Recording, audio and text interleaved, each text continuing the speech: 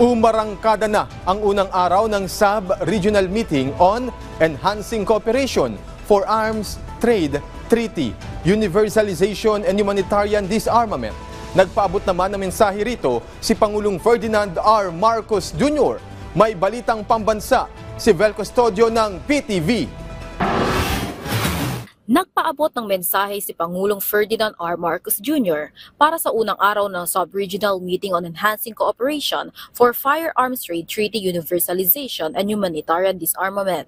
Ayon sa Pangulo, ang kapayapaan at pagkakaisa ay makakamit kung ang mga bansa ay may respeto, pagkakapantay-pantay at soberanya. Ang pagkakatatag-aniya ng Association of Southeast Asian Nations o ASEAN at adoption ng Ottawa Convention ay makabuluhang hakbang sa pagpapalaganap ng kapayapaan at progresibong mga bansa. Pinangunahan ng Office of the Special Envoy on Transnational Crime sa ilalim ng opisina ng Pangulo ang 3 araw na pagpupulong. Katuwang dito ang Department of Foreign Affairs at Nonviolence International Southeast Asia.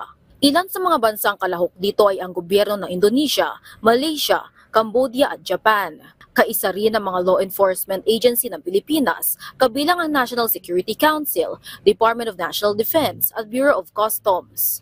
Your presence here reflects your commitment to strengthening weapons regulation measures and your dedication to building a safer and more secure region for all of our people. Nagpaabot naman ng mensahe si Executive Secretary Lucas Bersamin sa pamamagitan ni Ambassador Marciano Painor Jr.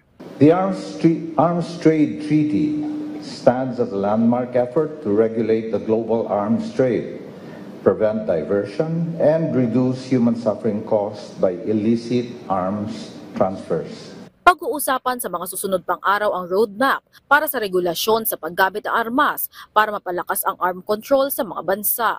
Magpapalitan din ng ideya ang mga bansa para sa capacity building, joint training program at pagresolba sa mga cross-border arm trade challenges. By working together, we can prevent conflict, protect lives, and build a future where arms are traded responsibly and used only in accordance with international law and humanitarian principles. Mula sa People's Television Network, Vel Custodio, Balitang Pambansa.